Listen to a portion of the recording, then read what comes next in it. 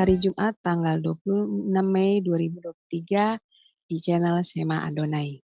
Yang akan disampaikan oleh narasumber kami yaitu Pak Pendeta Daniel Palungan. Yang malam ini temanya adalah persiapan menjelang kedatangan Tuhan. Tema yang sangat menarik untuk kita pelajari dan ketahui.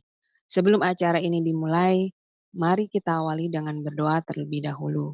Saya minta kesediaan dari Pak Kemiri untuk memimpin doa pembukaan. Dipersilakan Pak. Mari kita berdoa.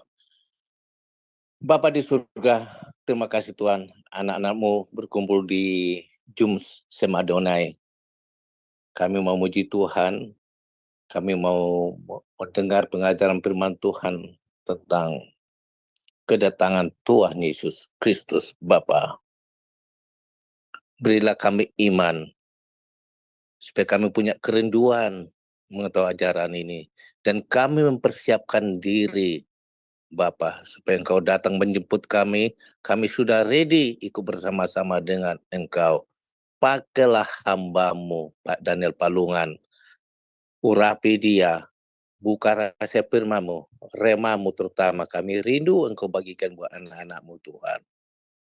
Engkau berkatilah acara ini, baik moderator Ibu Aling, puji-pujian, doa, dan terutama hamba-Mu Tuhan. Biarlah Zoom kami ini memberi berkat buat saudara kami yang lain, Tuhan. Kami rindu Tuhan. Inilah doa kami jauh dari sempurna penjahat dalam nama Tuhan Yesus Kristus. Amin. Amin.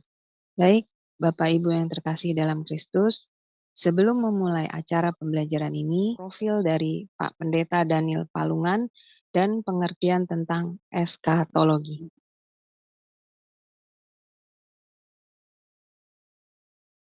Shalom semua, pada kesempatan kali ini saya ingin memperkenalkan narasumber kita, yakni Bapak Pendeta Daniel Palungan, M.Mis, MTH, D.Min. Beliau melayani di GPI Sola Gracia Ciledug, Tangerang. Beliau adalah dosen pengajar di PPCO Bali, Akom Indonesia.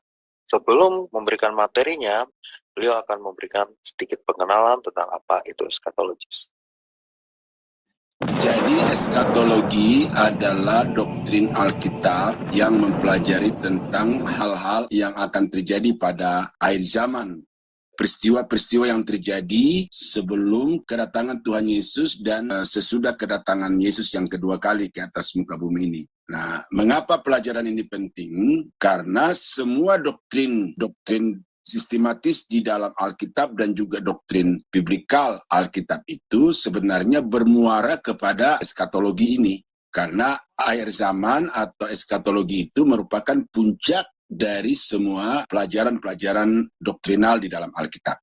Nah, karena itu maka sangat penting untuk dipelajari, karena dengan demikian kita bisa mengetahui arah gereja yang sesungguhnya, keadaan akhir dari orang-orang percaya yang sesungguhnya. Itu satu.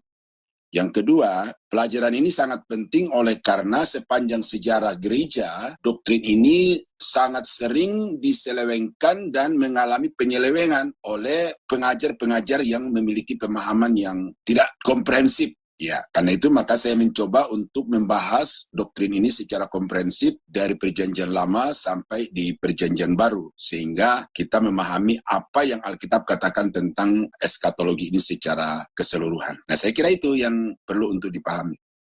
Yang telah menayangkan profil dari Pak Daniel dan pengertian tentang eskatologi. Ternyata pembelajaran tentang eskatologi yang benar itu sangat penting sekali bagi kita anak-anak Tuhan, supaya kita mengerti tujuan akhir dari kehidupan orang percaya, dan juga supaya kita tidak mudah disesatkan oleh pengajar-pengajar yang tidak benar dan tidak sesuai dengan kebenaran firman Tuhan. Baiklah, untuk mempersingkat waktu, maka saya akan serahkan acara ini selanjutnya kepada narasumber kita, yaitu Pak Daniel. Silakan Pak. Selamat bertemu kembali. Kita bersyukur bahwa Tuhan sudah memimpin kita selama beberapa pertemuan sebelumnya, sehingga pada hari ini kita sampai kepada bagian terakhir dari pelajaran ini. Dan ini adalah bagian yang menjadi tugas saudara dan saya untuk menantikan kedatangan Tuhan yang kedua kali. Pelajaran-pelajaran yang sudah kita pelajari itu memperlihatkan kepada kita bagaimana rencana Allah, pelaksanaan rencana Allah, dan keadaan akhir dari apa yang Allah telah kerjakan dan siapkan untuk kita umatnya. Dan itu sudah jelas, tidak bisa lagi dibantah karena semuanya berdasar kepada Alkitab. Nah sekarang, sesudah kita mengetahui apa-apa yang akan terjadi dan kemana kita akan pergi sesudah hidup ini, maka apa yang harus kita kerjakan? John Maxwell dalam bukunya The Journey itu berkata bahwa kalau kita tahu kemana kita mau pergi, maka kita tahu juga apa yang harus kita persiapkan selama persiapan kita. Nah, oleh karena itu, maka apa yang saya akan sampaikan kepada saudara-saudara pada malam ini adalah hal-hal yang wajib bukan saja untuk diketahui, tetapi untuk diterapkan. Karena siap atau tidak siap, Yesus akan datang.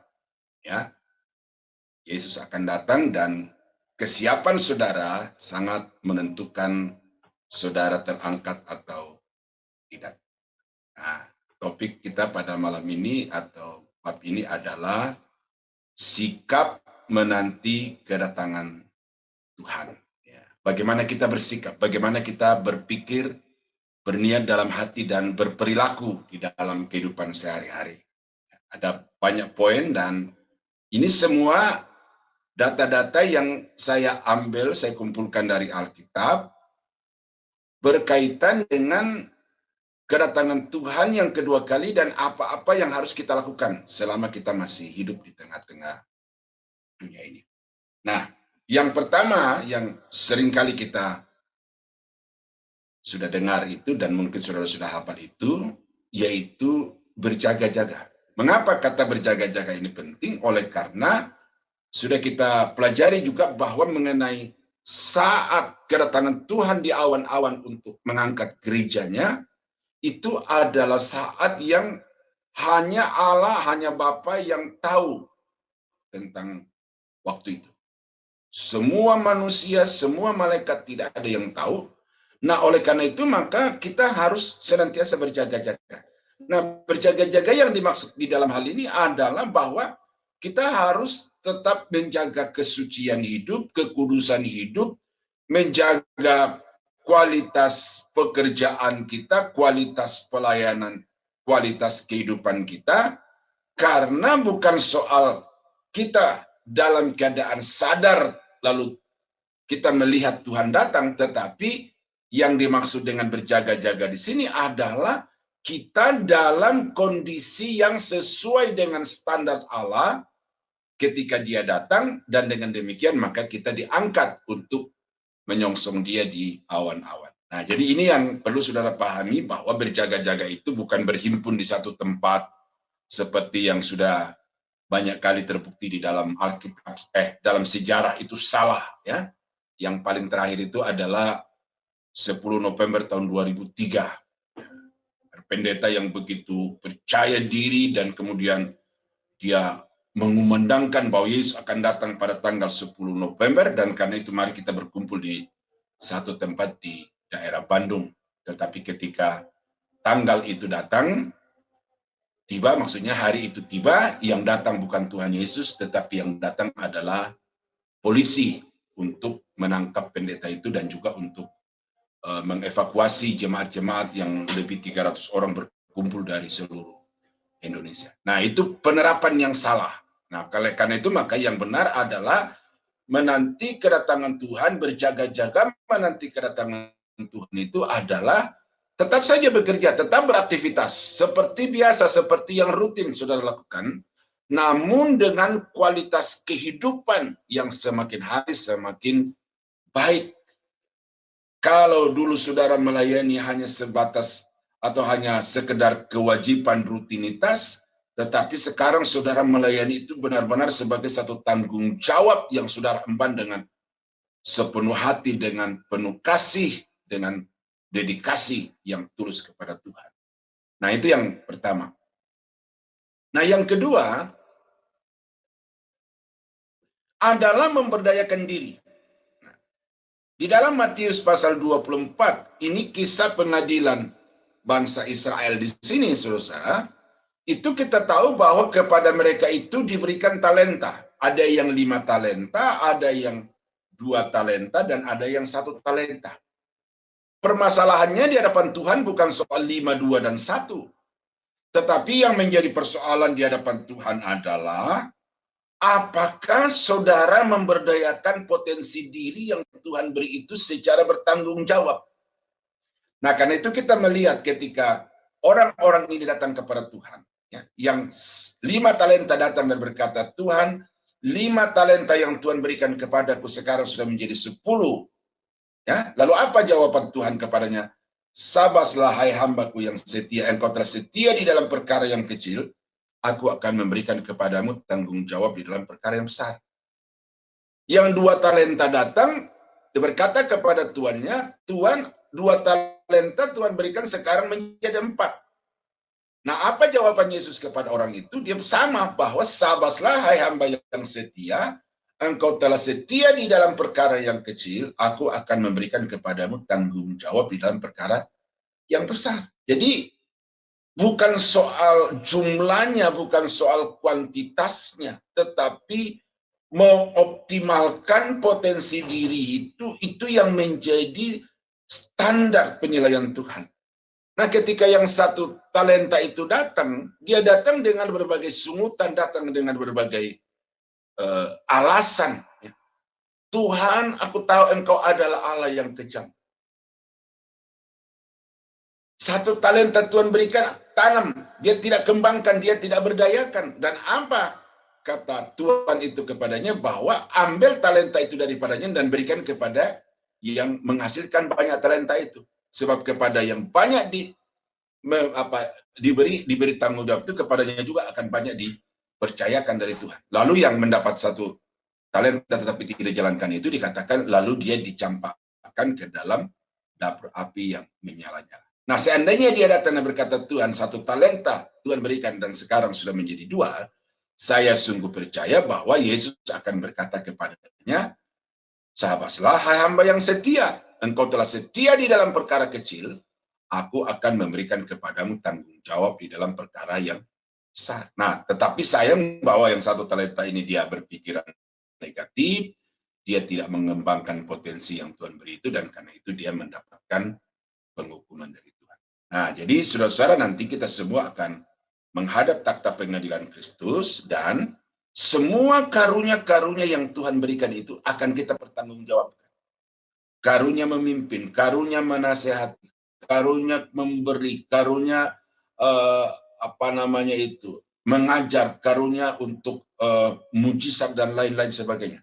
Seberapapun yang Tuhan percayakan kepada kita, itu akan kita pertanggungjawabkan di hadapan Tuhan. Dan karena itu maka ketika saudara memberdayakan diri di tengah-tengah dunia sesuai dengan karunia yang ada pada saudara, maka lakukanlah itu dengan 1 orientasi bahwa saya melakukan ini untuk Tuhan, untuk kemuliaan Tuhan, dan untuk mengagungkan, membesarkan namanya. Nah, soal apa yang saudara dapat, itu bukan urusan saudara, tetapi itu urusan Tuhan. Nah, dalam Matius pasal 24 ayat 45 sampai 41, ini adalah pengadilan, ya saya bacakan dulu ini, saya agak lupa.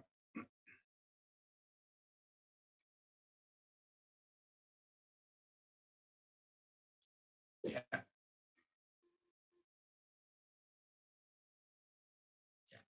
Jadi di sini kita melihat bahwa ada 2 hamba gitu ya.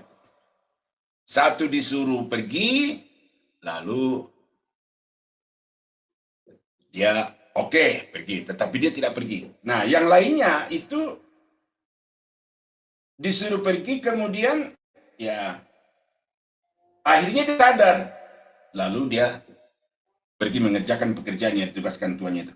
Nah, ketika tuannya itu datang, saudara, itu dikatakan bahwa dia mendapati yang satu hambanya itu sedang melakukan hal-hal yang bukan yang ditugaskan kepadanya, tetapi yang satu itu sedang mengerjakan tugasnya. Nah, ini yang tadi saya sudah sebutkan di awal tadi itu, bahwa menantikan kedatangan Tuhan itu adalah sedang menunaikan tanggung jawab yang Tuhan berikan kepadanya. Karena dikatakan berbahagialah hamba yang didapati tuannya sedang bekerja ketika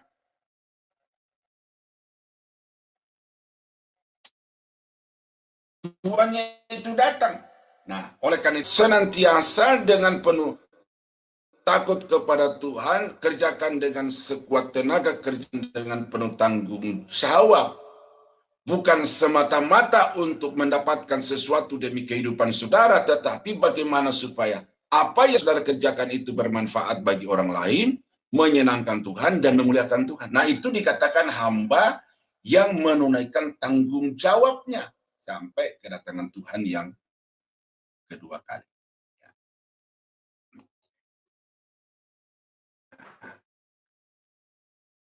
Ini standar, saudara, ya.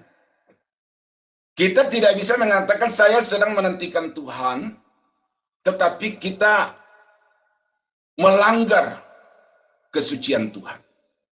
Nah, di dalam 1 Tesalonika 5 ayat 23 dikatakan, semoga tubuh, jiwa, dan rohmu tak bercacat menjelang kedatangan Tuhan. Jadi bukan hanya roh kita, tetapi juga pikiran kita.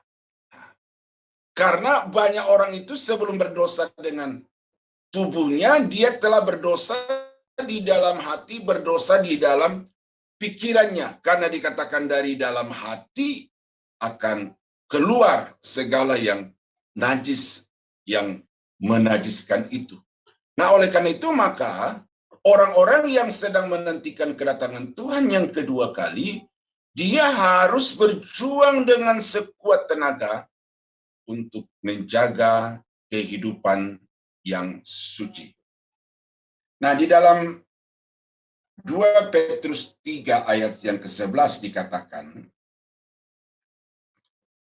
jadi jika segala sesuatu ini akan hancur secara demikian, betapa suci dan salehnya kamu harus hidup, yaitu kamu yang menantikan dan mempercepat kedatangan hari Allah. Betapa suci dan salehnya kamu harus hidup. Suci berbicara tentang kemurnian diri, saleh berbicara tentang aktivitas keagamaan di dalam beribadah kepada Tuhan. Jadi kita tidak berlaku munafik, kita berpakaian keagamaan yang begitu suci, kita memakaikan segala atribut keagamaan yang lengkap, yang kelihatannya begitu berwibawa, disegani oleh sesama manusia, tetapi kemudian kita tidak menjaga kesucian di dalam kehidupan kita. Nah, ini berbahaya, saudara. Saya pernah mendapatkan satu cerita dari seorang hamba Tuhan. Dulunya dia Muslim di daerah Jombang, Jawa Timur, lalu dia datang ke daerah Jakarta Selatan untuk bersaksi. Dia berkata dulu, ya, ketika dia di tempat yang lama itu, dia tujuannya mau pergi ke tempat ibadah pagi-pagi hari. Tetapi katanya ya, justru sebelum sampai ke rumah doa, rumah sembahyang itu, dia mampir ke rumah janda.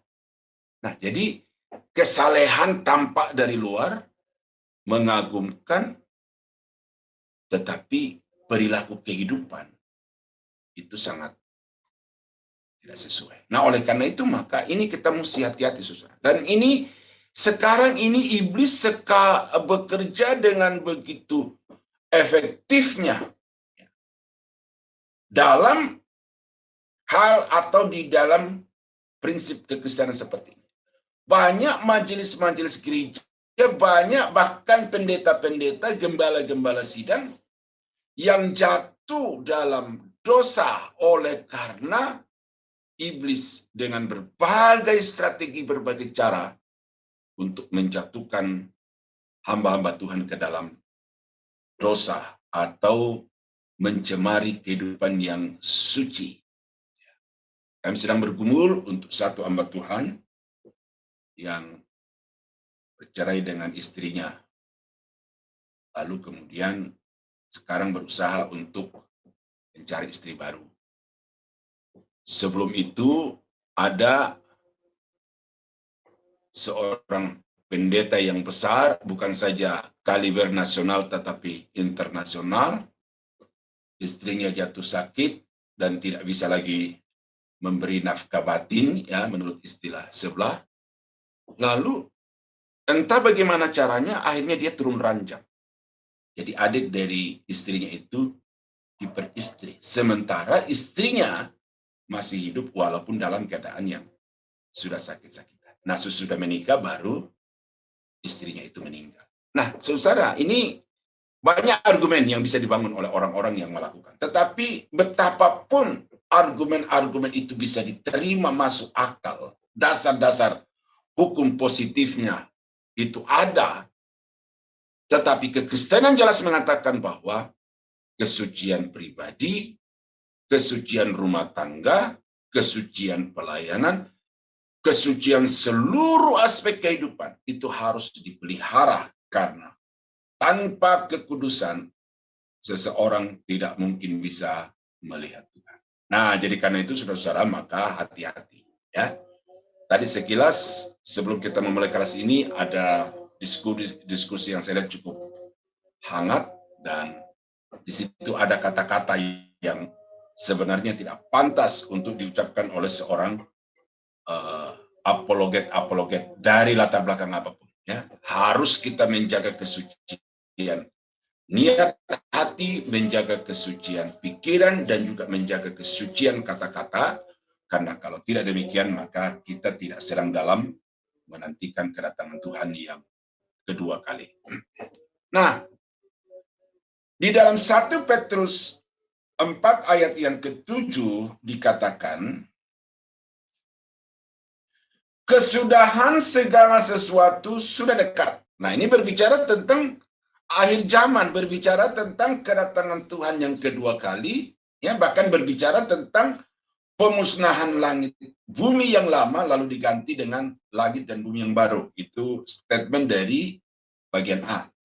Karena itu, ya, karena itu kuasailah dirimu dan jadilah tenang supaya kamu dapat berdoa. Nah, jadi menjelang kedatangan Tuhan yang kedua kali itu, saudara-saudara, ini harus diperketat. Segala keinginan diri, segala hawa nafsu, segala keinginan daging yang merongrong dari dalam itu harus dijaga dengan seketat-ketatnya. Karena kalau kita gagal di dalam menguasai diri, ya berarti kita gagal di dalam menantikan kedatangan Tuhan. Kita tidak siap di dalam menantikan kedatangan Tuhan. Dan ini yang sekarang juga sedang iblis pompa ini. Bagaimana sekarang ini pendeta-pendeta, hamba-hamba Tuhan, pelayan-pelayan Tuhan, yang dengan ambisi bisnismen, atau pendeta dengan standar bisnismen,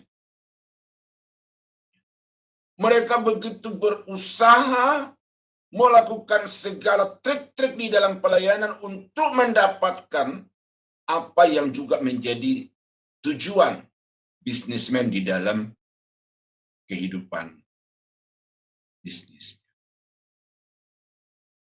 Mungkin saudara pernah ketemu video yang dibuat oleh Reynald Kasali, profesor dari Universitas Indonesia. Itu dia menyoroti tentang bagaimana perilaku rohaniawan yang memanipulasi pelayanan untuk kepentingan diri sendiri. Dan memang sekarang ini pendeta-pendeta di Indonesia, bahkan juga di seluruh dunia itu, bahwa semakin banyak asetnya, semakin kaya dirinya, maka dia masuk di dalam kelompok hamba-hamba Tuhan yang sukses di tengah-tengah dunia ini. Ya, saya tidak mengatakan itu salah, Bapak Ibu. Ya. Tetapi mengejar kekayaan, mengejar ambisi pribadi di dalam pelayanan pekerjaan Tuhan sebenarnya adalah orang-orang yang jebol dari segi pengendalian diri. Dalam 2 Timotius 3 ayat 1-5. Ya, dikatakan gini. Ketahuilah bahwa pada hari-hari terakhir akan datang masa yang sukar. Manusia akan mencintai dirinya sendiri dan menjadi hamba uang. Ini. Jadi, apa yang Paulus katakan 2000 tahun yang lalu, itu kebenarannya justru semakin nyata, dan semakin terang benderang sekarang ini. Bahwa manusia tidak lagi ada rasa takut kepada Tuhan, tetapi manusia itu telah menjadikan uang sebagai tuan di dalam kehidupannya. Apapun dia lakukan, dia kerjakan untuk mendapatkan uang itu. Nah, oleh karena itu, maka saudara-saudara, menjelang kedatangan Tuhan yang kedua kali ini, kita betul-betul mesti sadar, mesti berjaga-jaga, karena hawa nafsu yang bergelora di dalam diri setiap orang itu kemudian dirangsang dari luar dengan godaan-godaan iblis. Apakah itu dengan takhta, dengan harta, dan dengan wanita. Itu bahasa-bahasa umum 3T itu, 3 ta itu. Itu telah membuat banyak orang-orang Kristen terperangkap di dalam jebakan iblis. Mungkin 1 tahun terakhir ini, di Indonesia pejabat tinggi orang Kristen itu tertangkap oleh kepolisian karena melakukan kejahatan-kejahatan, dan salah satu di antara mereka adalah mendapatkan atau mengumpulkan kekayaan dengan cara yang bertentangan dengan hukum yang berlaku di Indonesia. Nah, itu apa sebabnya? Adalah karena orang-orang itu tidak mampu untuk mengendalikan diri. Nah, tetapi itu orang-orang sekuler. Tetapi sekarang kalau kita masuk di dalam rohaniawan, maka hal yang sama terjadi di mana banyak pendeta-pendeta sekarang itu yang sebenarnya melayani untuk dikatakan oleh Paulus tadi, mengejar kekayaan, mengejar uang. Ya. Masih di dalam 1 Petrus 4 ayat yang ke-8 dan 9. Ya, apa yang harus kita lakukan menjelang kedatangan Tuhan yang kedua kali? Itu dikatakan, tetapi yang terutama, kasihilah sungguh-sungguh seorang akan yang lain, sebab kasih menutupi banyak sekali dosa. Berilah tumpangan seorang akan yang lain dengan tidak bersungut-sungut. Nah, ini Petrus katakan ini kepada orang-orang Kristen yang tercerai-berai di antara bangsa-bangsa waktu itu oleh karena penganiayaan yang dilakukan oleh Kekaisaran Romawi terhadap orang-orang Kristen dan orang-orang Yahudi secara umum yang ada di Israel dan khususnya di Yerusalem. Sehingga orang-orang Kristen ini menyebar ke berbagai daerah di sekitar Timur Tengah, tetapi masih di dalam wilayah kekuasaan dari Kekaisaran Romawi. Dan dimanapun mereka berada, mereka itu senantiasa terintimidasi oleh situasi sosial dan situasi politik, bahkan juga ekonomi. Nah, dalam situasi itulah Petrus berkata kepada mereka, mari kita mengasihi satu dengan yang lain itu dengan kasih yang lebih bersungguh-sungguh. Mengasihi dengan lebih sungguh-sungguh. Nah, apa kasih di sini? Yang pertama, kasih itu adalah menutupi banyak sekali dosa. Ya, jadi menutupi banyak sekali dosa. Orang yang menantikan kedatangan Tuhan, ya, dalam keadaan sedang mempersiapkan diri menjelang kedatangan Tuhan yang kedua kali, kualitas kasihnya itu harus nampak di dalam dia melepaskan pengampunan kepada orang-orang yang berdosa kepada dirinya. Nah, ini gampang mengkhotbahkannya, gampang mengajarkannya, saudara-saudara, tetapi seperti memindahkan gunung di dalam mempraktekkannya. Saya waktu kecil, di depan mata saya, bapak saya dipukul orang. Nah, setelah saya besar, baru saya tahu ternyata orang itu adalah masih sepupu dari mama saya. Jadi boleh dibilang ada ipar dari bapak saya. Pukul sampai pipi sebelah kirinya itu bengkak. Pokoknya bagian wajah sebelah itu bengkak karena ini seorang yang berbadan besar. Nah, ketika saya waktu masih kecil memang belum tahu apa-apa, tetapi ketika saya mulai melihat itu, ada rasa marah di dalam hati saya. Tetapi ketika saya sudah menjadi pendeta, saya berkata di dalam hati bahwa kalau saya tidak melepaskan pengampunan terhadap orang ini, maka ini akan menjadi hambatan di dalam pelayanan. Nah, karena itu maka ketika saya ada kesempatan pulang ke kampung, saya cari orang itu, saya belikan dia baju, saya pakaikan, sesudah saya pakaikan, saya peluk, akhirnya pulih hubungan sebagai seorang ponakan dan seorang om. Sekarang dalam keadaan pendengarannya kurang bagus, saya sedang berpikir bagaimana caranya untuk saya bisa memberikan dia alat bantu dengar. Itu yang pertama. Jadi pulih hubungan. Yang kedua, saya punya kakak, itu tahun 60 pergi ke Papua. Boleh dibilang orang Toraja perintis untuk Papua. Karena waktu itu Papua baru merdeka dan sedang membutuhkan tenaga guru. Dan salah satu yang diutus ke sana itu adalah kakak saya. Nah, kakak saya di sana itu kemudian dia memanggil semua saudara-saudara dan teman-teman sekampung untuk datang ke sana. Dipekerjakan. Nah, terakhir hari tua ini sudah, saya sudah tua ini saudara, sudah berapa waktu yang lalu. Itu oleh adik iparnya, itu mau digebuk dengan linggis. Hanya karena memang ada masalah-masalah di dalam rumah tangga. Dipukul dengan linggis tukang bangunan itu, saudara itu. Ya.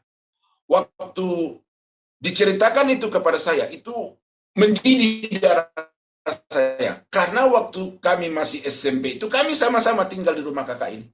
Tetapi ketika dia sudah dewasa, dia begitu marah kepada kakak saya, kakak sepupu tapi ya, lalu dia mau bunuh dengan pukul linggis itu. Waktu itu yang cerita dia bilang untungnya ketika dia pukul itu, ujung linggis itu menyentuh pegangan tangga. Jadi sebelum kena kepala kakak saya, itu tangga luru yang dihancurkan oleh linggis itu. Dan saya bisa bayangkan kalau tidak ada pegangan tangga itu, maka kakak saya waktu itu akan meninggal. Saya marah. Tetapi tahun 2017, ketika orang tua dari yang memukul bapak kakak saya itu meninggal, saya pulang dan saya melepaskan pengampunan. Nah, tahun 2016, saya dipercayakan oleh Gereja Bethel Indonesia Provinsi Lampung untuk meneruskan penggembalaan yang dirintis oleh bapak mertua saya. Tetapi kemudian proses suksesi ini mendapat hambatan yang begitu hebat dari ponakan-ponakan istri saya, karena ada ponakan-ponakan istri saya yang begitu berambisi untuk menguasai pelayanan itu, tetapi tidak mau mengikuti prosedur yang sudah ditetapkan oleh gereja di dalam anggaran dasar anggaran rumah tangga. Nah, pada tanggal 1 Januari 2016 itu 2016, sesudah selesai ibadah itu, dia mobilisasi pemuda-pemuda setempat dan juga keluarganya datang ke gereja itu bawa pisau, bawa golok. Dan mungkin saya dalam hati saya berpikir, mungkinlah hari itulah hari terakhir saya hidup di tengah-tengah dunia. Karena datang pisau, datang golok, datang bersilih berganti melayang-layang di depan mata saya, ya. Karena setiap kali di ayun ada orang lain yang berusaha untuk menangkis. Lalu saya sudah tidak bisa bikin apa-apa, saya hanya tinggal duduk saja. Pokoknya saya berkata, Tuhan ya, kalau ini waktunya ya. Nah, bayangkan saudara, ya, ponakan yang dari kecil disayang diperlakukan seperti anak sendiri, tetapi ketika sudah dewasa seperti itu mau merebut pelayanan dengan cara yang seperti itu, bagaimana rasanya di dalam hati? Sempat saudara, 2 tahun, ya, 2 tahun saya kalau sudah ingat peristiwa itu saya tidak bisa tidur, oleh karena saya begitu marah diperlakukan oleh orang-orang yang saya perlakukan seperti anak sendiri. Tetapi sesudah lewat 2 tahun, saya ambil keputusan di dalam diri saya bahwa kalau saya tidak akan melepaskan pengampunan, maka saya akan sakit-sakitan oleh sakit hati itu. Saya lepaskan, dan sampai sekarang saya sudah tidak ada lagi rasa sakit, tidak lagi rasa kecewa di dalam hati saya, dan pelayanan itu saya serahkan, kembalikan kepada organisasi, dan organisasi menyerahkan kepada orang itu. Nah, jadi saudara-saudara, ini penting bahwa kasih itu menutupi banyak sekali dosa. Ya, apa yang saya katakan kepada saudara itu sesuatu yang saya alami, dan memang prosesnya tidak gampang, saudara, tidak gampang. Karena untuk memberi pengampunan itu bukan sesuatu yang gampang, butuh perjuangan. Tetapi kalau kita berniat dengan sepenuh hati, meminta pertolongan dan kekuatan dari Roh Kudus, maka orang-orang yang begitu menyakiti kita, kita akan sanggup untuk melepaskan pengampunan bagi mereka.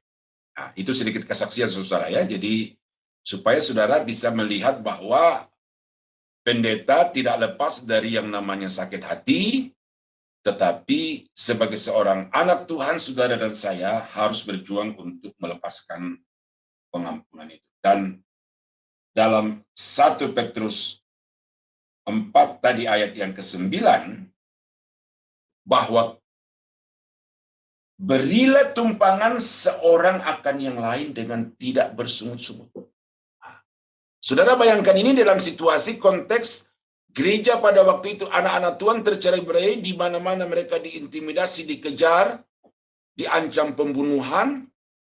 Lalu kalau ada orang-orang yang menampung di rumah mereka, maka orang yang memberi tumpangan itu juga akan berisiko untuk diperlakukan secara sama dengan orang-orang yang sedang dikejar-kejar itu. Saudara ingat ketika Paulus ditangkap dan menginap di rumah Yason, ya. Lalu bagaimana ketika Paulus diperhadapkan ke pengadilan, maka yang memberi tumpangan itu juga ikut dimintai keterangan. Nah, jadi di sini Petrus mengatakan bahwa orang-orang yang menantikan kedatangan Tuhan yang kedua kali itu artinya rela berkorban. Kasih pada satu sisi itu adalah mengampuni, dan kasih pada sisi yang lain adalah rela berkorban. Ya, korban pikiran, korban perasaan, korban tenaga, korban materi, bahkan juga mungkin. Tapi mudah-mudahan kalau Tuhan kehendaki bisa juga mengorbankan nyawa. Ya, jadi itu kasih seperti itu, saudara. Ya, jadi orang yang menantikan kedatangan Tuhan yang kedua kali harus terus-menerus meningkatkan kualitas kasih di dalam diri. Ya. Nah, orang yang menantikan kedatangan Tuhan yang kedua kali, apa yang dia harus lakukan? Dia harus melakukan dengan setia, dengan tekun, dan dengan sepenuhnya perintah Tuhan. Matius 24. Lalu saya coba bandingkan dengan Matius pasal 7. Sudah tahu apa ini Matius pasal 7 ayat 21 sampai ayat 23. Berkata begini, ya. Bukan setiap orang yang berseru kepadaku Tuhan, Tuhan akan masuk ke dalam kerajaan surga, melainkan dia yang melakukan kehendak Bapa-Ku yang di surga. Pada hari terakhir, nah ini pada hari terakhir, hari kedatangan Tuhan yang kedua kali, banyak orang akan berseru kepadaku, Tuhan, Tuhan, bukankah kami bernubuat demi namamu dan mengusir setan demi namamu dan mengadakan banyak mujizat demi namamu juga? Pada waktu itulah Aku akan terus terang kepada mereka dan berkata, aku tidak pernah mengenal kamu, enyahlah daripadaku, kamu sekalian pembuat kejahatan. Nah, ini ajaran Tuhan Yesus tentang nabi-nabi dan guru-guru palsu yang mengajarkan ajaran-ajaran yang tidak sesuai dengan kehendak Tuhan. Dan di dalam pelayanan mereka itu nampak mujizat-mujizat, tanda-tanda yang heran, sehingga mereka dikagumi. Menjadi pengkhotbah-pengkhotbah favorit dari banyak orang Kristen pada waktu itu. Tetapi rupanya di mata Tuhan itu standarnya bukan popularitas, standarnya bukan manifestasi di dalam pelayanan, tetapi standarnya adalah sejauh mana kita melakukan perintah Tuhan itu di dalam kehidupan kita. Nah, jadi dari ayat ini saya ajarkan kepada mahasiswa bahwa Alkitab itu bukan hanya dihotbahkan, Alkitab itu bukan hanya diajarkan, tetapi Alkitab itu harus dilakukan, dipraktekkan di dalam kehidupan. Karena hanya orang-orang yang mempraktekkan firman Allah di dalam kehidupannya yang siap untuk menjelang kedatangan Tuhan yang kedua kali. Dan di dalam 1 Yohanes 2 ayat yang ke-17 dikatakan, dan dunia ini sedang lenyap dengan keinginannya, tetapi orang yang melakukan kehendak Allah, orang yang melakukan kehendak Allah tetap hidup selama-lamanya. Nah, saudara-saudara yang kekasih di dalam Tuhan, hidup ini harus sesuai dengan firman Tuhan. Saudara sudah mendapatkan pengajaran begitu banyak dari banyak hamba-hamba Tuhan. Ya, saudara sekarang bertanggung jawab untuk mempraktekkan apa yang saudara sudah dengar, apa yang saudara mengerti itu di dalam kehidupan sehari-hari. Ya. Sikap menantikan kedatangan Tuhan yang kedua kali adalah memelihara hubungan yang harmonis dengan sesama. Nah, ini memelihara hubungan yang harmonis dengan sesama. Sesama di sini pertama-tama adalah sesama orang-orang percaya, dan yang kedua juga adalah sesama manusia. Jadi kehadiran orang-orang percaya di tengah-tengah masyarakat itu harus datang untuk menciptakan suasana keharmonisan, ketentraman, dan kedamaian. Tetapi kalau kehadiran anak-anak Tuhan itu justru sebaliknya, maka tidak seperti itu yang diharapkan Tuhan. Nah, Roma pasal 14 ayat yang ke-10 sampai dengan ayat yang ke-12 berkata, tetapi engkau, mengapakah engkau menghakimi saudaramu? Atau mengapakah engkau menghina saudaramu? Sebab kita semua harus menghadap takhta pengadilan Tuhan. Jadi saudara di tengah-tengah dunia ini tidak di dalam posisi sebagai hakim untuk menghakimi, untuk mempersalahkan. Saudara ada di dalam dunia ini pada posisi pesakitan, sama seperti orang-orang yang mungkin saudara anggap bersalah itu, saudara dan saya dan orang-orang yang saudara nilai bersalah itu juga akan menghadap takhta pengadilan Allah. Ya, itu kita sudah baca di dalam pengadilan-pengadilan itu. Karena ada tertulis, demi aku hidup, demikianlah firman Tuhan. Semua orang akan bertekuk lutut di hadapanku, dan semua orang akan memuliakan Allah. Demikianlah setiap orang di antara kita akan memberi pertanggungan jawab terhadap dirinya sendiri tentang dirinya sendiri kepada Allah. Nah, jadi karena kita semua akan menghadap Allah untuk mempertanggungjawabkan semua yang kita kerjakan, maka di ayat yang ke-10 tadi itu, kita harus menjaga hubungan yang harmonis dengan sesama. Jangan menghakimi, jangan menghina, tetapi kasihi, tingkatkan kualitas hidup mereka, supaya mereka itu juga dapat hidup berkenan kepada Tuhan. Nah, jadi ini penting saudara-saudara, karena apa yang kita lihat sekarang ini secara sosial, budaya, bahkan juga politis dan agama, ini sekat-sekat pemisah antar kelompok-kelompok masyarakat itu terjadi di mana-mana di bumi ini dan khususnya di Indonesia. Dan bagaimana anak-anak Tuhan yang hadir di tengah-tengah situasi sekat-sekat budaya, politis, dan agama. Ternyata juga saudara-saudara bahwa dalam kekristenan sendiri ada sekat-sekat. Ada sekat gereja, ada sekat suku, ada sekat status sosial. Sekat suku, keharmonisan antar satu etnik dengan etnik yang lain. Makanya ada gereja-gereja suku.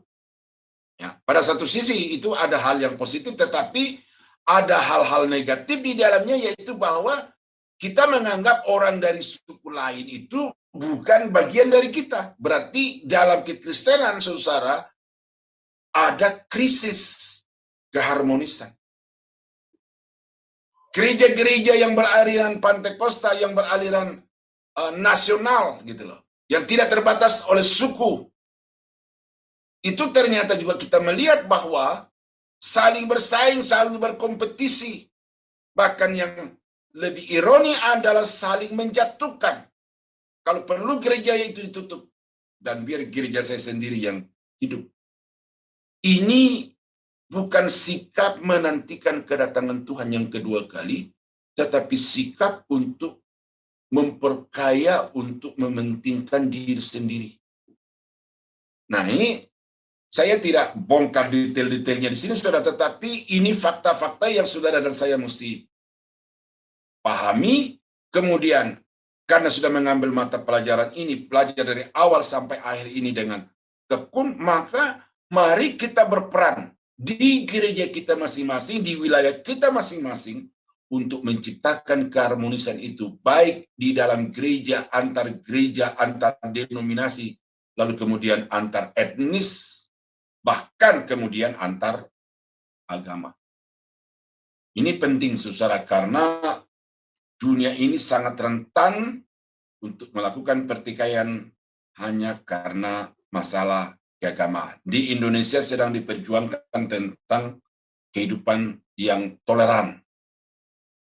Ya, kehidupan yang toleran. Dari pihak Kristen, dari pihak non-Kristen juga itu sedang berusaha bagaimana supaya di Indonesia tercipta hubungan yang harmonis antar sesama anak bangsa tanpa harus disekat-sekat di dalam agama, suku, etnik, dan status sosial. Nah, ini perjuangan gereja, saudara, ya, tanpa harus dikoordinir, tetapi masing-masing anak-anak Tuhan harus mengambil peran ini untuk menghadirkan dirinya sebagai anak Tuhan yang sedang mempersiapkan diri menjelang kedatangan Tuhan. Menjaga mulut dari perkataan yang sia-sia.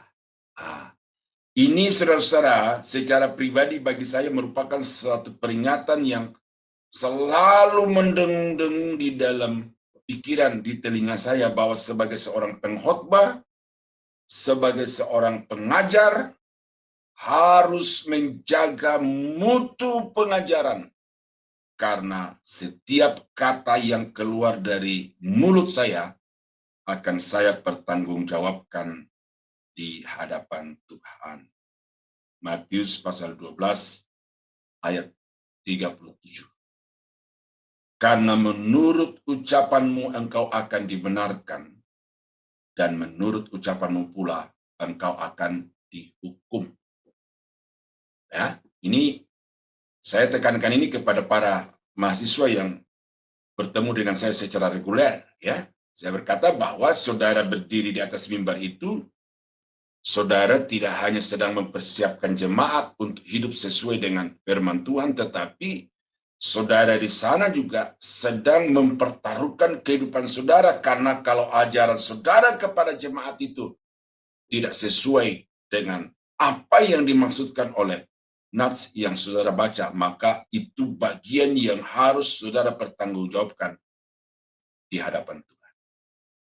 Nah, jadi saudara-saudara di sini mesti hati-hati, ya, jangan ikut-ikutan. Tadi sempat saudara Reza itu bertanya tentang bahasa roh.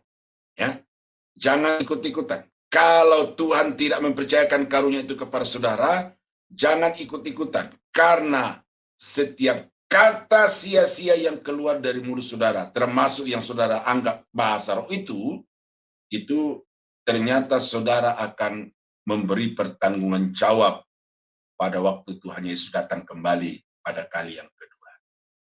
Singer, pembawa renungan, pengkhotbah, pengajar, pembicara-pembicara seminar baik nasional internasional, ini mesti sadar bahwa apa yang keluar dari mulut saya akan saya pertanggungjawabkan. Oleh karena itu saya harus berbicara berdasar kepada kebenaran, berdasar kepada fakta dan sejarah. Ya, jangan bermulut manis, saudara. Ya, banyak pendeta-pendeta sekarang yang bermulut manis. Dan Paulus berkata itu di dalam 1 Tesalonika 2 bahwa kami tidak pernah bermulut manis karena tujuan kami bukan untuk mencari pujian manusia, tetapi tujuan kami pelayanan adalah untuk memuliakan Tuhan. Nah, menjaga mutu perbuatan. Tadi menjaga mulut dari perkataan yang sia-sia atau menjaga mutu perkataan. Sekarang saudara dituntut untuk juga menjaga kualitas perbuatan saudara. Ya. Saya baca dulu di Pengkhotbah pasal 11 ayat yang ke-9. Bersukarialah hai pemuda dalam kemudaanmu. Biarlah hatimu bersuka pada masa mudamu dan turutilah keinginan hatimu dan pandangan matamu. Tetapi ketahuilah bahwa karena segala hal ini Allah akan membawa engkau ke pengadilan. Turuti keinginan hatimu, itu hak, itu pilihan pribadi. Turuti pandangan matamu, itu hak, itu sepenuhnya hak saudara. Tetapi kalau saudara salah menuruti kata hati dan saudara salah mengikuti pandangan mata, maka saudara akan bertanggung jawab dari setiap perbuatan itu di hadapan Tuhan. Karena itu Yesus berkata bahwa sebab kita semua akan menghadap takhta pengadilan Kristus untuk mempertanggungjawabkan semua yang kita buat di tengah dunia ini, baik ataupun jahat, berguna ataupun tidak berguna. Nah, jadi saudara kekasih dalam Tuhan, jangan puas dengan ibadah yang rutin. Jangan puas dengan aktivitas pelayanan. Tetapi apakah ibadah, apakah pelayanan itu dilakukan dengan kualitas yang terbaik ataukah hanya sekedar untuk aktualisasi diri? Ya.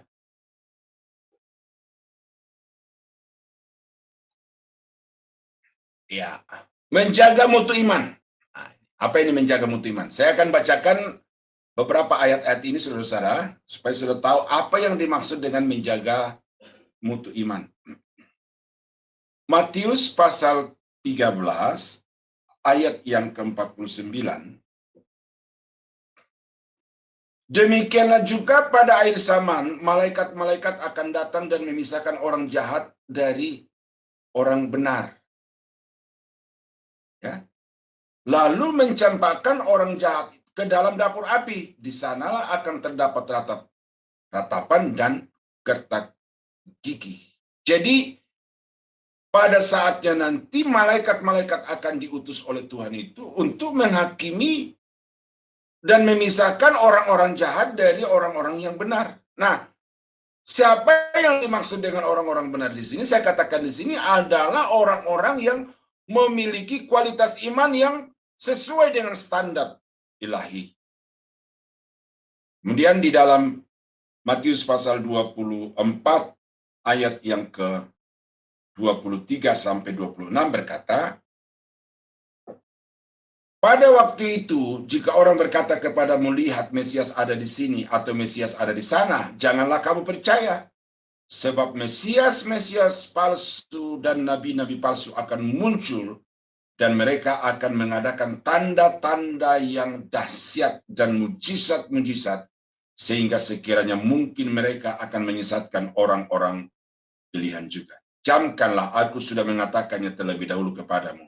Jadi apabila orang berkata kepadamu, lihat, ia ada di padang gurun, janganlah kamu pergi ke situ, atau lihat, ia ada di dalam bilik, janganlah kamu percaya. Nah, ini berbicara tentang apa? Pengetahuan iman itu. Bahwa sebagai seorang yang beriman kepada Allah, kita juga harus memiliki satu pedomannya, dan pedomannya itu adalah pengetahuan akan firman Allah. Nah, orang yang menjaga kualitas iman menjelang kedatangan Tuhan yang kedua kali adalah orang yang juga menjaga kualitas pengetahuan Alkitabnya, kualitas pengetahuan teologianya. Ini yang membuat saya sekarang ini sudah berpikir begitu keras, oleh karena di beberapa tim di mana saya terlibat pelayanan bersama-sama itu, ternyata di dalamnya ada orang-orang yang tidak lagi mempercayai Alkitab itu sebagai satu-satunya kebenaran atau sebagai kebenaran yang mutlak, tetapi ada kebenaran di luar Alkitab, dan di dalam Alkitab itu ada hal-hal yang tidak benar. Nah, oleh karena itu maka saya tekankan kepada saudara, ya, di dalam konteks ini saudara adalah murid, saya adalah guru, maka jadikan Alkitab itu sebagai pedoman iman yang satu-satunya, pahami dengan benar dan terapkan. Maka itu adalah satu cara untuk saudara memelihara dan meningkatkan kualitas iman saudara. Nah, dalam 1 Korintus 3 ayat yang ke 10-13, ya, dikatakan begini. Sesuai dengan kasih karunia Allah yang dianugerahkan kepadaku, aku sebagai seorang ahli bangunan yang cakap telah meletakkan dasar, dan orang lain membangun terus di atasnya. Tetapi tiap-tiap orang harus memperhatikan bagaimana ia harus membangun atasnya. Karena tidak ada seorang pun yang dapat meletakkan dasar lain daripada dasar yang telah diletakkan, yaitu Kristus. Entahkah orang membangun di atas dasar ini dengan emas, perak, batu permata, kayu, rumput kering, atau jerami, sekali kelak pekerjaan masing-masing orang akan nampak, karena hari Tuhan akan menyatakannya, sebab ia akan nampak dengan api, dan bagaimana pekerjaan masing-masing orang akan diuji oleh api. Jadi suatu ketika iman itu akan diuji dengan api. Kualitas iman, kualitas pengiringan kepada Tuhan, kualitas pelayanan kepada Tuhan itu akan diuji. Dan di dalam 1 Korintus 3:10-13 ini ada dua hal. Yang pertama adalah dasar iman saudara itu harus betul-betul berdiri di atas Kristus. Jangan saudara mau bergeser dari keyakinan itu. Sekalipun ada pendeta-pendeta kaliber yang mengajarkan bahwa Yesus itu lebih rendah daripada Bapa, ya itu urusan dia. Tetapi kata Alkitab, Yesus adalah Tuhan, Yesus adalah satu-satunya juru selamat. Karena itu bangun iman saudara di atas Yesus Kristus. Dan yang kedua, bangunlah iman saudara itu sesuai dengan pengajaran para rasul, ya. Bagaimana orang membangun di atasnya. Jadi di dalam pelayanan, di dalam pengiringan saudara kepada Tuhan itu, di sini kembali bahwa peranan Alkitab itu sangat penting. Karena hanya orang-orang yang melakukan pembangunan iman berdasarkan kitab suci, ajaran para rasul dan para nabi, yang akan diperkenankan oleh Tuhan. Menjaga kualitas pelayanan. Nah, ini. Sekarang ini banyak orang yang terjun atau melibatkan diri di dalam pelayanan. Dulu merintis gereja-gereja secara konvensional, sekarang merintis di udara seperti channel-channel YouTube ini, ya, seperti sekolah-sekolah sekarang ini bermunculan di udara. Nah, sekarang bagaimana ini? Ini semua akan kita pertanggungjawabkan kepada Tuhan, dan oleh karena itu maka harus kita juga menjaga kualitas pelayanan kita. Baik sebagai pendeta, baik sebagai guru, baik sebagai gembala sidang ataupun juga sebagai pimpinan-pimpinan sekolah di udara dan di darat, saudara harus menjaga kualitas pengajaran itu, kualitas pelayanan itu. 1 Petrus 5 ayat yang keempat. Maka kamu apabila Gembala Agung datang, kamu akan menerima mahkota kemuliaan yang tidak dapat layu. Demikianlah juga kamu, hai orang-orang muda, tunduklah kepada orang-orang tua, dan kamu semua rendahkanlah dirimu seorang terhadap yang lain. Rendahkanlah dirimu di bagian yang bawah. Nah, tetapi di atas ini yang saya mau tekankan. Ya.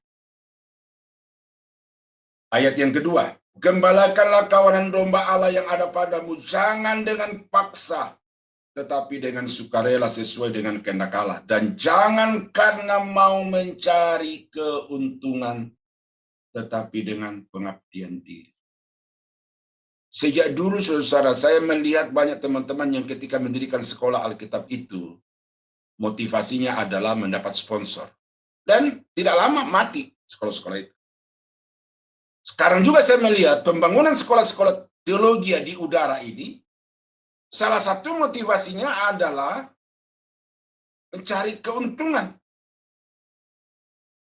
Bukan dengan visi untuk melipat gandakan pelayanan demi memperluas penjangkauan, tetapi mempergunakan pelayanan itu untuk keuntungan. Nah ini ayat yang ketiga. Janganlah kamu berbuat seolah-olah kamu mau memerintah atas mereka yang dipercayakan kepadamu, tetapi hendaklah kamu menjadi teladan bagi kawanan domba itu. Gereja tidak kekurangan kepemimpinan. Sekolah-sekolah Alkitab tidak kekurangan kepemimpinan yang berpengaruh untuk menggerakkan. Tetapi yang kurang dari gereja dan juga sekolah-sekolah Alkitab sekarang ini adalah keteladanan. Nah, oleh karena itu, saudara, maka di dalam gereja, di dalam pelayanan, saudara harus meningkatkan kualitas ini supaya saudara siap menanti kedatangan Tuhan yang kedua kali. Ya. Kita harus jujur. Kita butuh makan. Ya, pendeta juga manusia, saudara. Pendeta tidak makan ayam. Pendeta makan beras, makan nasi. Ya. Tetapi kalau kita melakukan pelayanan karena hal-hal yang seperti itu, mengutamakan hal-hal yang seperti itu, ya hati-hati. Ya, menjaga kualitas pengajaran. Nah, ini tadi saya sudah uraikan sedikit ini ya. Oke, coba baca seorang lagi. Matius pasal 13 ayat 41 dan 42. Anak manusia akan menyuruh malaikat-malaikatnya dan mereka akan mengumpulkan segala sesuatu yang menyesatkan. Dan semua orang yang melakukan kejahatan dari dalam kerajaannya. Semuanya akan dicampakkan ke dalam dapur api. Di sanalah akan terdapat ratap dan kertak gigi. Akan mengumpulkan semua orang yang melakukan penyesatan. Ya, melakukan penyesatan dan kejahatan. Nah, ini hati-hati. Ya, admin dari channel ini mesti selektif. Karena kalau kemudian saudara memfasilitasi orang-orang yang pengajarannya itu menyesatkan, saudara mengambil bagian di dalam penyesatan orang itu. Dan saudara harus bertanggung jawab di hadapan Tuhan. Saya sebagai gembala, sebagai pengajar sejak tahun 2000, ya, ini sudah menjadi peringatan, alarm yang terus berbunyi. Setiap kali saya mau naik di mimbar, setiap kali saya mau masuk di kelas, saya harus mempersiapkan diri supaya saya dapat memberikan yang tidak dapat dibantahkan. Mengajar itu tidak gampang, saudara ya. Kita menghadapi dokter-dokter, menghadapi master-master, dan kadang-kadang master mereka itu lebih dominan filsafatnya daripada imannya kepada Tuhan. Dan kita seringkali berdebat secara keras di dalam kelas. Tetapi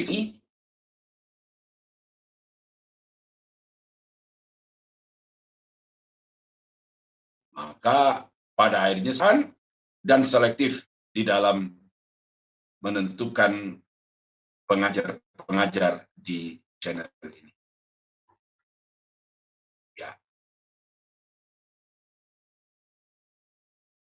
Nah, harapan yang teguh. Roma pasal 8 ayat 18. Ini Paulus berkata bahwa aku yakin bahwa penderitaan zaman sekarang ini tidak dapat dibandingkan dengan kemuliaan yang akan dinyatakan kelak. Artinya bahwa orang-orang yang sedang menantikan kedatangan Tuhan tidak mau kalah, tidak mau mengalah, membiarkan dirinya untuk dilumat, untuk dikuasai oleh penderitaan. Tetapi dia akan berdiri teguh, berdiri kokoh untuk menghadapi penderitaan itu. Karena dia yakin bahwa penderitaan zaman sekarang ini tidak dapat dibandingkan dengan kemuliaan yang akan dinyatakan kelak. Saya tidak tahu bagaimana di tempat saudara, ya, tetapi di Indonesia dan baru-baru ini saya pikir sudah selesai, ternyata baru-baru minggu yang lalu itu ada lagi 2 tempat di daerah Sumatera di mana gereja orang lagi beribadah dan didatangi untuk disuruh berhenti. Ya. Ini situasi kekristenan di Indonesia yang terus seperti itu. Ini tantangan, ini penderitaan. Walaupun sebelum sampai kepada penganiayaan, tetapi Alkitab mengatakan bahwa kita harus tetap berdiri dengan teguh di dalam pengharapan kedatangan Tuhan yang kedua kali, karena kedatangan yang kedua kali itu kemuliaannya melebihi daripada penderitaan yang sekarang. Nah, yang berikut, sikap untuk menantikan kedatangan Tuhan yang kedua kali adalah mengintensifkan penginjilan, pemberitaan Injil. 2 Petrus 3 ayat yang ke-9. Tuhan tidak lalai menepati janjinya, sekalipun ada orang yang menganggapnya sebagai kelalaian. Tetapi ia sabar terhadap kamu, karena ia menghendaki supaya jangan ada yang binasa, melainkan supaya semua orang berbalik dan bertobat. Ini kerinduan Tuhan bagi semua umat manusia. Ini harapan Tuhan melalui gerejanya, supaya Injil yang dapat menyelamatkan orang-orang berdosa itu sampai kepada orang yang membutuhkan keselamatan. Ini standar yang Tuhan telah tetapkan di dalam Alkitab, bahwa Yesus baru akan datang kalau Injil itu sudah sampai ke berbagai tempat di atas muka bumi. Oleh karena itu, maka orang yang menantikan kedatangan Tuhan yang kedua kali itu harus secara intensif untuk memberitakan Injil. Ketika saya masih kuat, masih ya muda lah ya, dari tahun 2000 itu 3 kali, minimal 2 kali dalam setahun saya pergi ke daerah-daerah di Indonesia untuk pergi menginjil. Tetapi makin kemari usia makin bertambah, kemudian finansial terutama di masa corona itu juga ambruk total, maka saya diam di rumah. Tetapi saya bersyukur bahwa dengan corona itu ada ide-ide baru bagaimana untuk memberitakan Injil, dan salah satu yang kami hasilkan di era corona itu adalah BBCO. Dan kemudian bersama Ibu Heni dengan ini.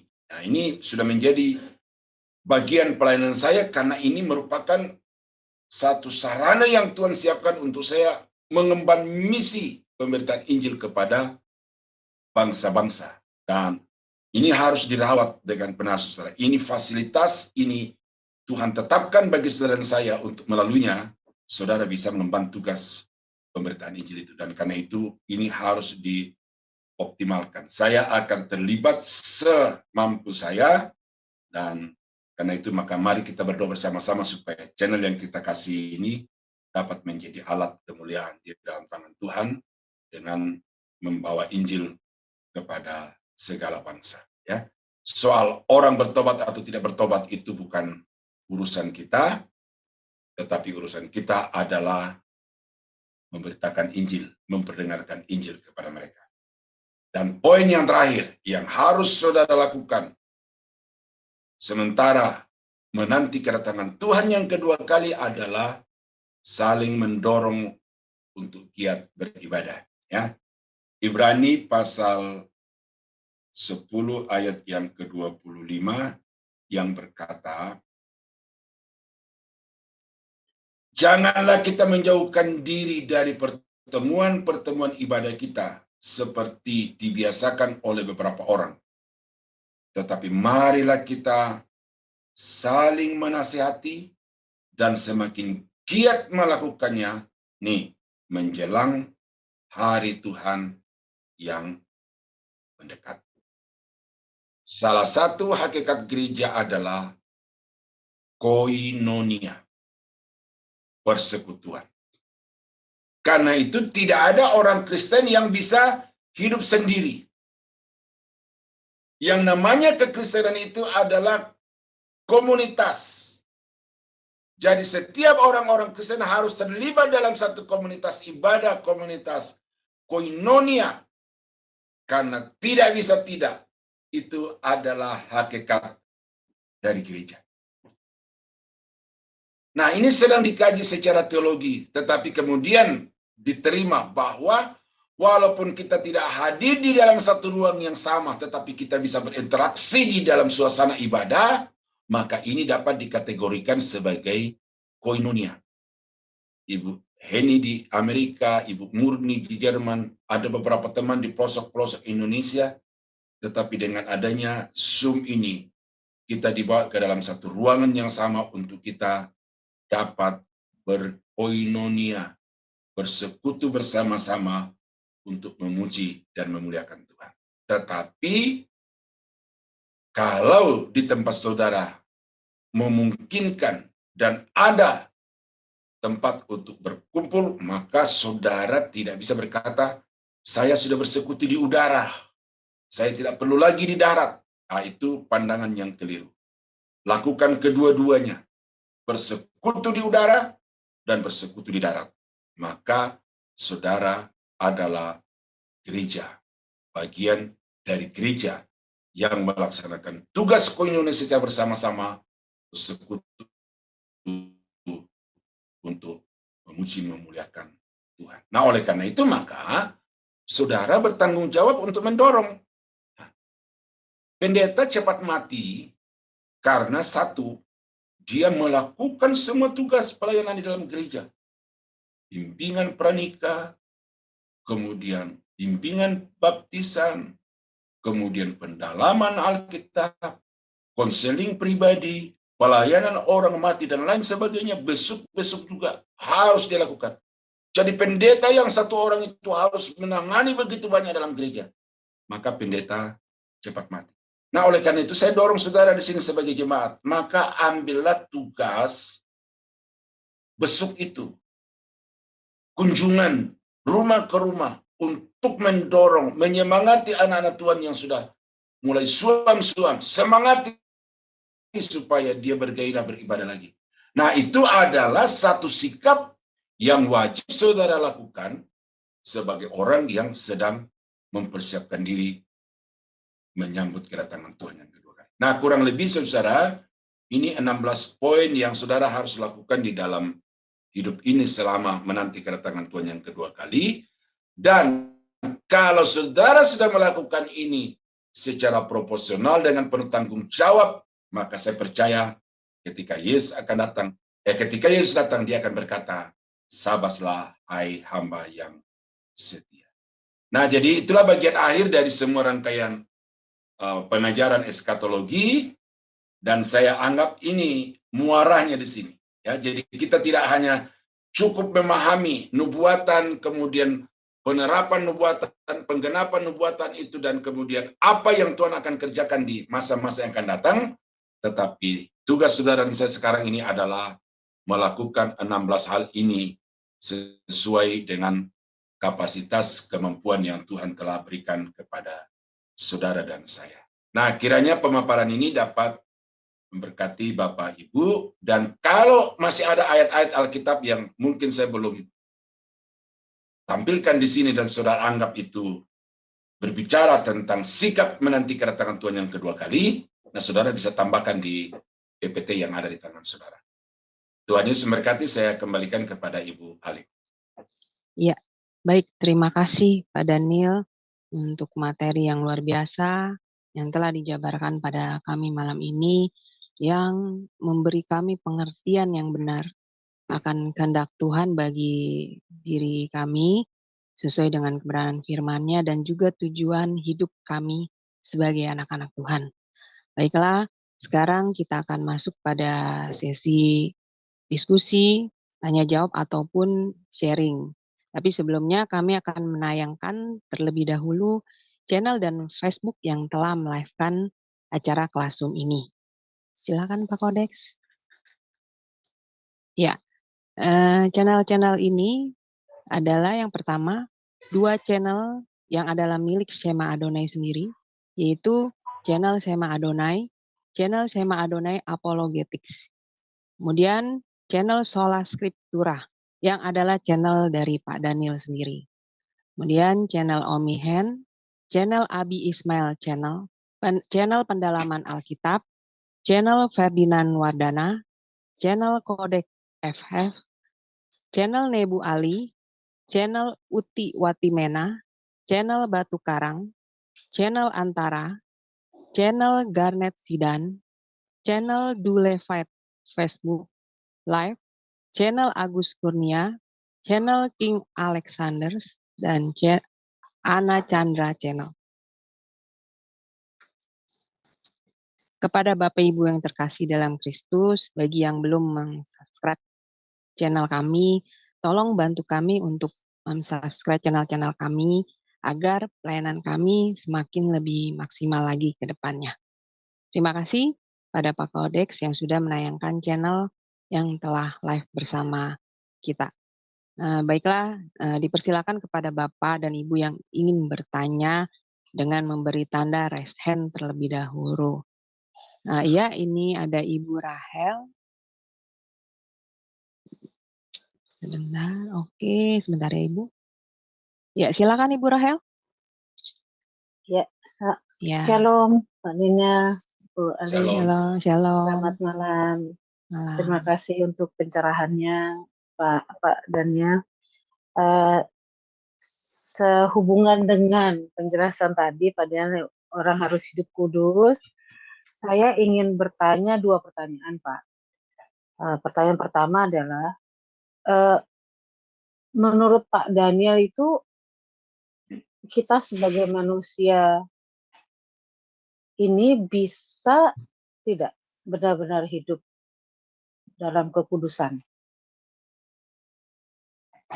Nah, yang kedua, apabila ada orang mengatakan bahwa Alkitab itu adalah sebuah dongeng isinya, apakah itu termasuk dosa yang tidak diampuni dan juga bentuk penghujatan terhadap Roh Kudus, Pak? Mohon penjelasannya, Pak. Terima kasih, Pak Daniel. Oke. Ya, yang pertama Ibu, apakah benar-benar kita manusia bisa benar-benar hidup tanpa dosa? Ya, hakikat manusia adalah berdosa. Itu sudah merupakan naturnya manusia yang keturunan dari Adam dan Hawa. Tetapi natur manusia yang berdosa itu telah dirubah oleh Tuhan dengan menyucikan segala dosa yang dia warisi dan yang dia perbuat saat dia menerima Tuhan Yesus sebagai Tuhan dan Juru Selamat pribadi. Memang kualitas hidupnya belum berubah, tetapi statusnya berubah pada saat dia menerima Tuhan Yesus. Nah, hari demi hari, langkah demi langkah, mengiring Tuhan dengan status yang baru itu, di situ kita dituntut untuk mengetahui mana yang benar, mana yang salah, mana yang boleh, mana yang enggak. Jadi kita dituntut hidup kudus itu sejauh yang kita bisa tahu ini tidak boleh, ini boleh. Ini jahat, ini baik. Nah, apakah bisa? Ya, idealnya bisa. Karena Alkitab mengatakan di dalam diri kita itu telah diberikan kodrat ilahi pada saat kita lahir baru. Allah menanamkan di dalam diri kita manusia yang berdosa itu pribadi atau kodrat ilahi, sehingga dengan kodrat ilahi itu kita memiliki daya untuk bisa berkata tidak kepada yang namanya dosa dan kejahatan. Nah, jadi sejauh itu yang bisa kita lakukan. Untuk sampai kepada tahap kesempurnaan, memang Alkitab bilang, Bu, kita belum sampai ke situ, karena baru kita akan mencapai puncak kesempurnaan hidup kita itu pada waktu Tuhan Yesus datang kembali pada kali yang kedua. Nah, tetapi yang dimaksud di sini adalah kalau Ibu sudah tahu bahwa selingkuh itu dosa, bertentangan dengan Tuhan, jangan. Bahwa gosipin orang itu adalah sesuatu yang jahat, stop. Nah, itu yang dimaksud menjaga kekudusan dalam hal ini. Nah, ini makanya disebut di dalam, nanti kita akan baca dalam doktrin keselamatan itu, ada namanya penyucian yang berproses. Ya. Progressive sanctification. Nah, jadi ini bertahap, Ibu, ya, bertahap. Jadi untuk kita menuntut sekarang ini apakah sudah ada orang yang sempurna, ya belum. Ya, tadi saya sudah kasih contoh beberapa pendeta-pendeta pun ya tidak luput. Tetapi seorang yang betul-betul menantikan kedatangan Tuhan yang kedua kali itu, maka dia harus berjuang untuk mengatakan tidak kepada yang namanya dosa. Ya. Untuk apa hidup bermewah-mewah kalau sumber dananya adalah korupsi? Untuk apa hidup bermewah-mewah kalau menyalahgunakan uang jemaat? Bukan banyak pendeta yang masuk penjara karena korupsi uang gereja. Nah, itu yang pertama, Bu, ya.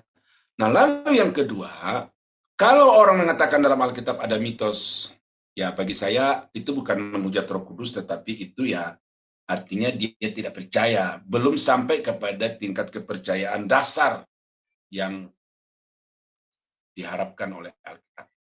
Karena orang yang sampai kepada tingkat dasar iman itu, dia harus percaya Yesus itu sebagai Tuhan dan Juru Selamat, dia harus percaya Alkitab itu firman Allah. Itu dulu dasarnya itu. Nah, kalau dia mengatakan Alkitab itu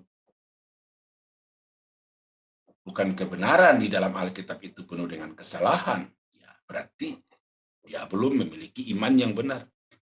Saya dulu mengajar di satu sekolah, ya saya tidak perlu sebutkan nama sekolah dan orangnya, tetapi sekolah itu dia berkata gini, visi kami adalah memadukan semua keturunan Abraham.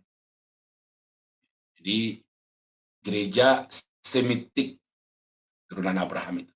Nah, lalu bagaimana supaya keturunan Abraham ini bersatu? Maka kita bisa memadukan kebenaran Alkitab dengan kebenaran kitab suci yang lain. Nah, bagi saya ini sudah suatu pengkhianatan yang teramat mengerikan, menjijikkan, karena mau memadukan Alkitab itu dengan kitab suci yang lain. Yang kedua, tidak apa-apa Yesus itu kita turunkan derajatnya demi diterima oleh kelompok dari keturunan Abraham yang lain itu. Ini bagi saya satu pengkhianatan yang juga teramat keji, oleh karena tidak lagi mengaku Yesus sebagai Tuhan, tetapi mensejajarkan dengan junjungan. Nah, jadi menurut saya orang itu belum termasuk menghujat Roh Kudus, tetapi orang yang belum sampai kepada taraf atau level iman yang paling dasar. Ya, boleh saja menjadi pendeta, boleh saja menjadi gembala sidang, boleh saja menjadi dosen-dosen sekolah teologi. Tetapi kalau dia belum percaya Alkitab itu sebagai satu-satunya kebenaran dan di dalamnya tidak ada cerita-cerita yang apa namanya itu, dongeng, ya. Dia harus menerima bahwa Alkitab itu adalah kebenaran dan tidak ada cerita-cerita mitos di dalamnya. Makanya ada teologi liberal, ya. Hati-hati dengan teologi liberal itu, ya. Ada Kalbar itu salah satu penganjurnya itu, dan banyak bukunya di Indonesia itu, dan orang-orang awam yang membaca buku itu, ya kalau dia tidak hati-hati ya bisa terpengaruh, dan itu teologi liberal. Saya kira itu, Bu, ya, jawaban kiranya bisa memuaskan. Doakan saja supaya kalau orang-orang yang tidak percaya Alkitab itu akhirnya satu ketika dia mengakui Alkitab itu firman Tuhan. Oke. Baik, Pak Daniel. Terima kasih untuk pencerahannya. Iya. Shalom. Terima kasih, Bu Rahel. Tuhan memberkati. Iya, terima kasih Bu Rahel untuk partisipasinya. Sekarang lanjut kita akan pada Pak Romi Taringan. Silakan Pak Romi. Ya, selamat pagi di sini, selamat malam Pak Iya, selamat Gembala. malam Pak. Saya tertarik dengan nomor 5, yaitu penguasaan diri. Bagaimana, pertanyaannya gini, bagaimana konkret nyata ketika kita mau melepaskan pengampunan, atau kita ada kepahitan, atau memaafkan orang gitu Pak. Bagaimana konkret, bagaimana apa yang kita lakukan sebenarnya gitu Pak, untuk diri kita supaya iblis itu tidak menggerogoti kita sendiri pasti yang ini ya, yang akan jatuh ke dalam dosa kalau nggak kita melepaskan pengampunan. Praktek nyatanya itu gimana gitu Pak? Itu pertanyaan saya Pak. Terima kasih Pak. Iya. Tadi saya ada beri 3 kesaksian tadi, Pak, ya. Itu pengalaman saya secara langsung. Ya. Jadi memang sakit ketika orang tua kita diperlakukan seperti itu. Ketika kakak yang begitu kita kasih diperlakukan orang seperti itu sangat menyakitkan. Dan terus terang Pak, ini saya sudah bilang tadi itu, tidak semudah membolak-balikkan tangan. Tetapi karena ini sesuatu yang harus kita kerjakan, maka betapa berat pun kita harus berjuangkan. Ya, terutama ponakan-ponakan dari istri saya itu yang membawa pisau, membawa golok, memobilisasi pemuda-pemuda setempat untuk mengeroyok saya. Itu sangat saya tidak terima oleh karena mereka menginjak Jakarta ini karena saya. Mereka waktu sedang mencari kehidupan di Jakarta ini, saya juga ikut, ya. Anak-anak saya nggak belikan sepeda, anak mereka saya belikan sepeda, anak saya nggak ada komputer, anak-anak mereka saya belikan komputer. Tetapi kemudian ketika mereka memperlakukan seperti itu, Pak, tadi sudah katakan 2 tahun lebih, Pak. 2 tahun lebih. Tetapi akhirnya bagaimana? Nah, ini tidak ada rumus nih, Pak. Tidak ada rumus, tetapi yang saya lakukan adalah yang pertama dulu saya harus sadar siapa diri saya ini. Saya ini hamba Tuhan. Apakah saya bisa melayani dengan lepas? Bisa melayani secara efektif kalau hati saya diliputi dengan kemarahan seperti itu. Karena itu, makanya tadi saya bilang itu, status saya sebagai pendeta itu menolong walaupun dalam apa namanya, tidak memaksa untuk saya harus memberi ampunan, tetapi saya harus lakukan itu. Lalu yang kedua adalah bahwa kalau saya terus memupuk rasa benci, rasa amarah ini, maka akan berdampak kepada diri saya secara fisik. Itu akan memberi saya penyakit. Nah, karena itu maka saya berdoa, lalu akhirnya saya memutuskan di dalam diri saya. Saya hari ini, Pak, ya, untuk om saya yang di kampung itu dan juga untuk kakak famili jauh yang mau membunuh kakak sepupu saya tadi itu sudah kami sudah pulih seutuhnya. Tetapi ponakan-ponakan sekarang ini kami untuk secara hubungan sosial itu belum ada. Ya, belum ada. Tetapi dalam hati saya sendiri, Pak, itu sudah tidak ada niat untuk dendam, tidak ada niat untuk membalas, apalagi untuk merancang sesuatu yang jahat bagi mereka. Nah, jadi dari diri kita sendiri, Pak. Nah, itu satu. Yang kedua, ada fasilitas yang Tuhan berikan, ya, bahwa dengan diberikannya Roh Kudus ke dalam hati setiap kita yang percaya kepada Yesus itu, maka dengan Roh Kudus itu kita bisa mematikan semua keinginan-keinginan daging dan hawa nafsu daging.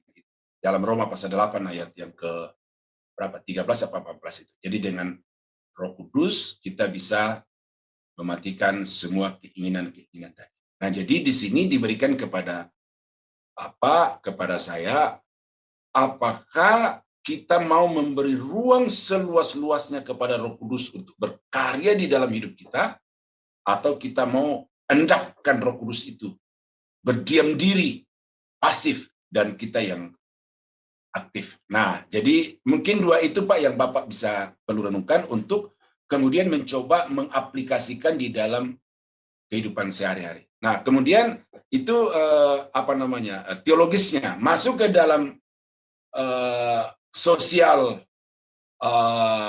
budayanya Pak. Saya kira Bapak akan dapatkan banyak rumus-rumus lagi atau filosofinya, landasan-landasan filosofinya.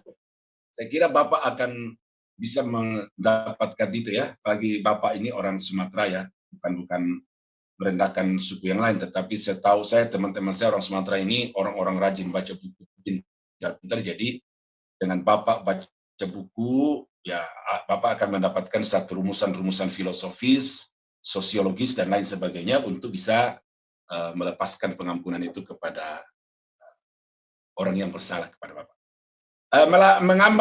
Mengambang Pak. Tetapi ada dua yang prinsip tadi yang saya kira bisa mendarat, dan karena itu pertama adalah dari diri Bapak, yang kedua adalah beri ruang yang seluas-luasnya kepada Roh Kudus untuk berkarya di dalam kehidupan Pak Tarigan, sehingga Bapak mampu untuk memberi pengampunan kepada orang yang mungkin tidak pantas untuk diampuni. Saya kira itu Pak Tarigan. Tuhan memberkati. Iya, jelas ya Pak Romi. Benar ya Pak Daniel kalau mengenai yang namanya melepas pengampunan itu terhadap orang yang sudah menyakiti kita, memang bukan hal yang mudah ya Pak untuk dilakukan.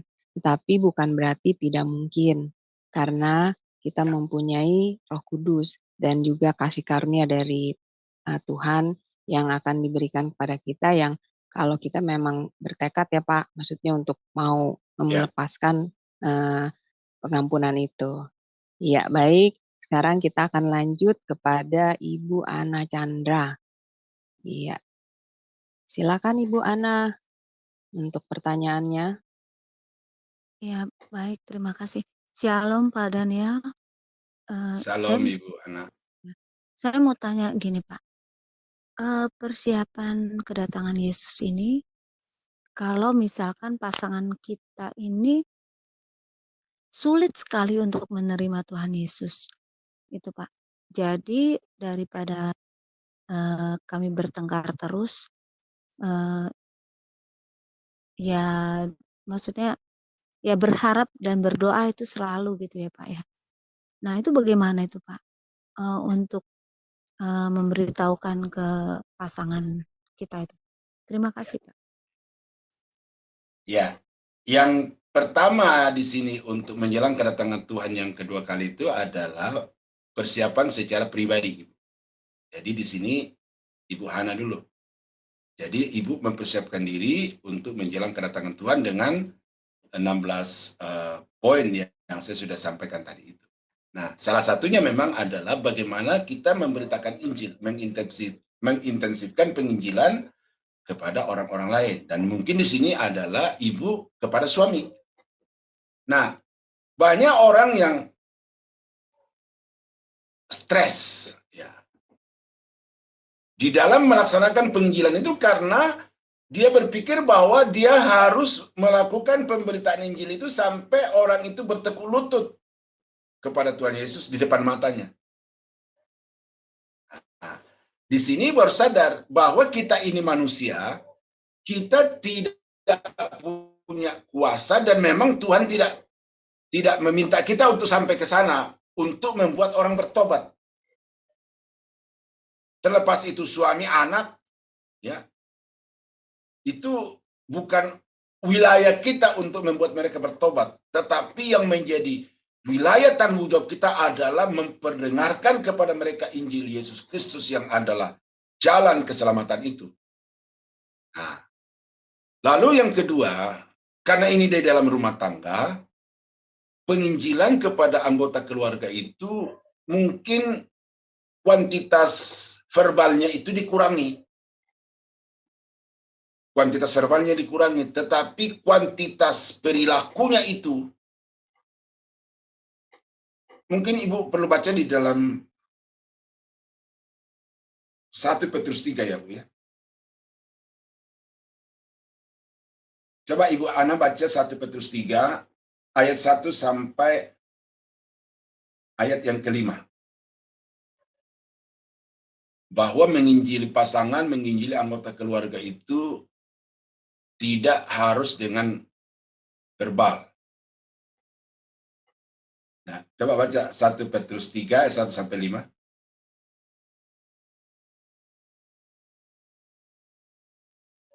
Satu Petrus berapa Pak? Maaf. 3 ayat 1 sampai 5. 1 Petrus 3 ayat 1 sampai 5. Hidup bersama suami istri.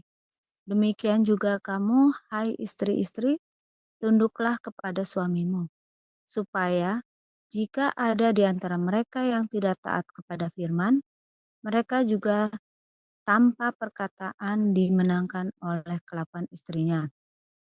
Jika mereka melihat bagaimana murni dan salehnya hidup istri mereka itu, perhiasanmu janganlah secara lahiriah, yaitu dengan mengepang-ngepang rambut, memakai perhiasan emas, atau dengan mengenakan pakaian yang indah-indah. Tetapi perhiasanmu ialah manusia batinia yang tersembunyi dengan perhiasan yang tidak binasa, yang berasal dari roh yang lemah lembut dan tentram, yang sangat berharga di mata Allah. Ayat yang kelima, sebab demikianlah caranya perempuan-perempuan kudus dahulu berdandan, yaitu perempuan-perempuan yang menaruh pengharapannya kepada Allah, mereka tunduk kepada suaminya. Sampai Amin. 6, sampai 6. Sama seperti Sarah taat kepada Abraham dan menamai dia tuannya, dan kamu adalah anak-anaknya, jika kamu berbuat baik dan tidak takut akan ancaman. Amin. Jadi penghormatan kepada suami, ketundukan kepada suami itu bukan karena terpaksa, tetapi merupakan satu ekspresi dari kehidupan yang saleh, itu akan jauh lebih efektif dibandingkan dengan pagi sore siang malam menginjili dengan kata-kata. Saya kira itu Bu ya, jadi saya tidak perlu tafsirkan di sini lagi, sudah jelas, vulgar, dan Ibu tinggal minta hikmat Tuhan bagaimana untuk menerapkan di dalam kehidupan. Dan mungkin yang saya tambahkan dari saya adalah Ibu jangan putus asa, lakukan terus, karena Tuhan membuat segala sesuatu indah pada waktunya. Firman yang sudah disampaikan tidak akan kembali dengan sia-sia. Jadi Ibu harus percaya itu, bahwa suami Ibu pasti akan digarap oleh firman yang sudah sampai melalui mulut Ibu kepadanya. Saya kira itu Ibu ya. Jadi persiapan pribadi di sini itu lebih utama. Nah, tanggung jawab penginjilan ya itu tadi Ibu mesti tahu sampai di mana kita punya batas tanggung jawab ya. Beritakan orang bertobat atau tidak bertobat itu urusan Roh Kudus, dan itu memang pekerjaan Roh Kudus. Tuhan Yesus memberkati Ibu Ana. Iya, terima kasih Pak. Iya, terima kasih Bu Ana untuk pertanyaannya. Nah, sekarang saya Pak yang akan bertanya. Dan saya mau menanyakan tentang yang nomor 2 Pak, memberdayakan diri atau mengoptimalkan potensi diri. Nah, yang saya tanyakan Pak, apakah setiap anak Tuhan itu harus, maksudnya melakukan pelayanan, dalam pekerjaan Tuhan, apa gimana yang dimaksud dengan mengoptimalkan, atau memberdayakan diri ini Pak? Iya, terima kasih Pak Daniel. Ya. Ini yang selalu saya tanda petik saya tentang bahwa setiap orang Kristen harus jadi rohaniawan. Itu saya tentang. Kalau ibu itu diberi kepercayaan untuk menjadi seorang businesswoman, kemudian melalui bisnis ibu itu berkembang, mempekerjakan, memberdayakan banyak orang, dan ibu menjalankan bisnis itu dengan jujur, maka sebenarnya di sana ibu sedang dipakai Tuhan, dan di sana ibu adalah hamba Tuhan. Sangat disayangkan kalau ada orang yang diberi kapasitas untuk menjadi entrepreneur gitu ya. Tetapi kemudian hanya karena menganggap bahwa pekerjaan sekuler itu dosa, lalu yang suci itu adalah kerohanian, ini bagi saya bahaya. Karena konsep berpikir itu dilatar belakangi dengan filsafat Yunani. Bahwa semua yang jasmani itu jahat. Lalu yang rohani itu saja. Nah, jadi yang dimaksud dengan memberdayakan diri itu bukan soal pelayanan di gereja semata-mata, tetapi sebagai ibu rumah tangga. Seperti Bu Ana tadi. Apakah ketika suaminya itu tidak mau diajak datang ke gereja, lalu kemudian, karena kamu tidak mau ikut saya ke gereja, kita cerai sampai di sini. Tidak sedang memberdayakan diri secara maksimal dalam status sebagai seorang istri. Nah, jadi itu maksud saya, Bu. Jadi memberdayakan diri itu adalah di dalam segala bidang profesi. Sebagai seorang karyawan, kan Paulus bilang, lakukanlah segala sesuatu kepada majikanmu, entah dia orang Kristen atau bukan orang Kristen. Lakukan semua pekerjaanmu itu seperti kepada Tuhan. Di dalam kitab Kolose dikatakan begitu. Nah, jadi karyawan yang melakukan pekerjaannya itu secara baik, benar, maksimal, mendedikasikan diri kepada Tuhan, itu adalah hamba Tuhan. Tetapi kalau seperti yang di Cikarang baru-baru ini diberitakan di media sosial itu, bahwa demi mendapatkan pekerjaan maka dia rela, ya itulah seterusnya gitu. Ya itu tidak memaksimalkan diri, melakukan dosa hanya untuk mendapatkan pekerjaan. Nah, jadi itu, jadi memaksimalkan potensi diri, mengoptimalkan potensi diri itu tidak hanya di dalam satu bidang profesi, tetapi di dalam segala bidang profesi. Tetapi di sana kita harus melakukannya sesuai dengan firman Tuhan dan takut akan Tuhan. Gitu. Oh iya, baik Pak. Terima kasih Pak Daniel. Berarti ya bukan, saya tadi menangkapnya namanya memberdayakan diri ini dalam pekerjaan pelayanan. Berarti bukan ya Pak, di mana Tuhan memberi kita karunia, misalnya kepintaran atau misalnya kita menjadi seorang leader gitu, kepemimpinan. Nah, kita pergunakan apa yang dikaruniakan itu semaksimal mungkin ya Pak, untuk Tuhan, untuk kemuliaan Tuhan gitu ya Pak ya. Oke, terima kasih Pak Daniel Contoh untuk gini, penjelasannya. Ya, ini saya kasih contoh lagi. Saya ini pendeta, tetapi kapasitas kepemimpinannya itu rendah. Nah, kalau ada orang-orang di sekitar saya yang punya kapasitas kepemimpinan yang besar, lalu dia mengoptimalkan dirinya untuk Tuhan demi karunia itu, ya dia bisa pergunakan karunia kepemimpinan itu untuk menggerakkan orang. Ayo, mari kita bersama-sama terlibat dalam peran pekerjaan Tuhan, datang di gereja gitu. Nah, tetapi kalau mempergunakan kepemimpinan itu untuk diri sendiri, untuk keuntungan diri sendiri, ya itu tidak maksimal lagi jadinya. Iya. Nah, jadi saya kira itu contoh konkretnya ya. Iya, betul. Ya. Terima kasih Pak Daniel untuk penjelasannya. Oke, kepada Bapak Ibu sekalian, apakah masih ada yang masih ingin bertanya atau sharing? Silakan. Sepertinya sudah cukup ya Pak. Sudah cukup ya. Tidak ada yang bertanya. Coba, masih ada yang angkatan. Ibu Rahel. Iya, sebentar. Silakan Ibu Rahel. Mana Ibu Rahel?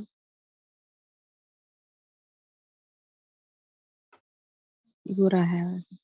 Sebentar. Iya, Ibu Rahel, silakan. Ya. Tadi mengangkat tangan iya. Silakan. Juga tadi Pak Daniel, saya ingin tahu bagaimana ya orang-orang Lewi atau imam-imam zaman di perjanjian lama itu menguduskan diri, Pak, dengan berpuasa atau dengan apa ya, Pak? Sebelum masuk ke mezbah atau mengadakan korban bakaran, Pak. Terima kasih, Oh, Pak.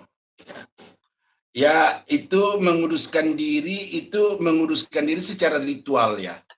Menguduskan diri secara ritual. Ya, itu memang ada upacara-upacaranya. Cuma saya nggak menghafal detail-detailnya begitu, ya. Memang itu, tapi kata menguduskan diri di dalam pengertian perjanjian lama juga artinya bahwa mereka itu mengkhususkan diri di dalam pelayanan itu. Jadi menguduskan diri di dalam satu pelayanan dengan menguduskan diri menjelang kedatangan Tuhan yang kedua kali itu agak berbeda. Karena kalau menguduskan diri di dalam pelayanan itu artinya mengasingkan diri, tidak mencampur adukkan pelayanan itu dengan pekerjaan-pekerjaan yang lain. Tetapi kalau menguduskan diri menjelang kedatangan Tuhan yang kedua itu artinya menjaga kemurnian kehidupan kita itu supaya jangan sampai ada dosa dan kejahatan. Nah, praktek-praktek menguduskan diri dengan ritual-ritual itu, saya khawatir itu bisa dimanipulasi oleh iblis. Umpamanya begini, saudara-saudara kita yang berpuasa secara rutin, setahun sekali sebulan itu. Nah, dengan melaksanakan puasa itu, mereka bilang, oh, saya sudah bersih, saya sudah fitri. Tetapi pantang makan, ya itu menurut saya tidak punya daya apa-apa untuk membuat kehidupan kita murni tanpa dosa atau berkurang dari dosa. Tetapi menguasai lidah, menguasai pikiran, menguasai tangan perbuatan untuk tidak melakukan kejahatan, yaitu merupakan upaya untuk memelihara kesucian dan kekudusan di dalam hidup ini. Nah, jangan sampai saudara terjebak dengan ritual-ritual yang menjebak. Seperti begini, ini semua dewasa di dalam Zoom ini, ya kan? Pernah di Korea mengajarkan begini, bahwa pendeta-pendeta di Korea sudah diajarkan ya, bahwa kalau malam minggu, karena besok hari minggu, malam minggu dia harus menguduskan diri, dan salah satu cara menguduskan diri pada malam minggu adalah tidak boleh meniduri istri. Saya tidak pernah membaca dalam Alkitab bahwa caranya seorang pendeta menjaga kekudusan adalah pantang pada malam minggu. Tidak pernah. Nah, cuma ini saya bilang, jangan sampai saudara terjebak di dalam ritual-ritual buatan sendiri yang sebenarnya itu bukan ketetapan Tuhan. Nah, sama seperti puasa, sama seperti berpantang ini, berpantang itu, tidak makan ini, tidak makan itu. Yaitu ritual-ritual yang bukan juga dosa kalau kita lakukan, tetapi itu sama sekali tidak punya daya untuk melakukan penyucian terhadap kehidupan rohani kita. Secara dosa ya. Jadi saya kira itu Bu Rahel. Jadi boleh berpuasa, boleh tidak ini, tidak itu. Ya, tetapi bagi saya bukan itu yang hakikatnya. Tapi Pak Daniel, kalau orang-orang Lewi itu dulu apa sih Pak yang dilakukan untuk dia masuk ke mengadakan korban bakaran itu, untuk menyucikan mengkuduskan dirinya tuh dengan cara apa ya Pak? Saya kayaknya belum bisa dapat. Aduh, saya minta maaf nih, saya belum ayat. melakukan satu persiapan khusus untuk itu, jadi Oh iya, ya. baik. Tetapi yang pasti bahwa orang-orang Lewi ini adalah satu organisasi ya, yang memang dikhususkan oleh Tuhan ya, dikuduskan oleh Tuhan, diasingkan oleh Tuhan untuk itu, dan jadwal-jadwal pelayanan mereka itu sesuai dengan ketentuan-ketentuan bagi mereka oleh pimpinan-pimpinan mereka. Tetapi untuk detail-detail yang saya jelaskan kepada Ibu hari ini ya, apa yang spesifik yang mereka menguruskan diri itu ya. Karena ternyata di dalam Alkitab itu kita baca bahwa banyak imam-imam Israel itu yang justru melakukan kejahatan di mata Tuhan. Saya hari ini persiapkan satu bahan khotbah juga, dan saya temukan di situ bahwa ada imam-imam mereka itu, kalau dia melayani orang kaya, dipakai istilah dalam Alkitab itu ada yang dikunyah, maka mereka mengatakan damai, damai, damai.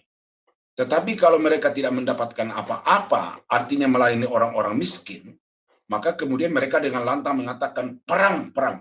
Nah, jadi ajaran daripada imam-imam Israel itu tergantung atau dipengaruhi oleh audiensnya. Kalau audiensnya orang kaya, pengajarannya menyenangkan, tapi kalau audiensnya orang-orang susah, ya berkecamuk dari atas mimbar itu, imam-imamnya itu. Nah, jadi saya tidak terlalu, bukan memahami sampai hari ini, belum mendalami secara khusus itu bentuk-bentuk penyucian diri yang dilakukan oleh orang Lewi itu. Nah, jadi saya minta maaf untuk Ibu Ana ini karena tidak tuntas ya jawaban ini, karena saya tidak mau menjawab secara ini, Bu, secara serampangan juga.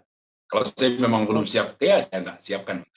Dan itu bukan persiapan dari eskatologi ya, itu persiapan pelayanan sehari-hari. Jadi seorang hamba Tuhan ya sewajarnya memelihara diri dari hal-hal yang ya umum lah, yang kita tahu sekarang ini di gereja Tuhan. Baik, Pak Daniel. Terima Nanti kasih. saya pelajari itu, Bu ya. Baik, Ya. terima kasih Pak Daniel. Shalom. Iya. Berkati Bu Ana. Iya, Rahel. sudah. Iya, jelas ya Ibu Rahel. Pak, saya mau menambahkan apakah yang benar pendapat saya. Sebenarnya yang dimaksud dengan hidup yang kudus itu sama juga dengan kita setiap hari memikul salib dan menyangkal diri kita ya Pak. Seperti itu ya Pak sebenarnya ya. Hidup Iya. yang iya, jadi maksudnya menurut firman Tuhan itu bukan hanya dengan berpuasa saja, tapi sebenarnya setiap hari Iya. kita harus hidup memikul salib dan menyangkal diri mengikut Yesus ya Pak. Seperti itu ya Pak? Iya. Iya, terima Ya, kasih. karena ketika Ibu di kantor ada banyak Mm-mm. godaan ini, godaan itu. Mm-mm. Nah, di sana Ibu harus belajar untuk sangkal diri. Iya, Ya, betul sangkal Pak. diri. Mm-mm. Ya.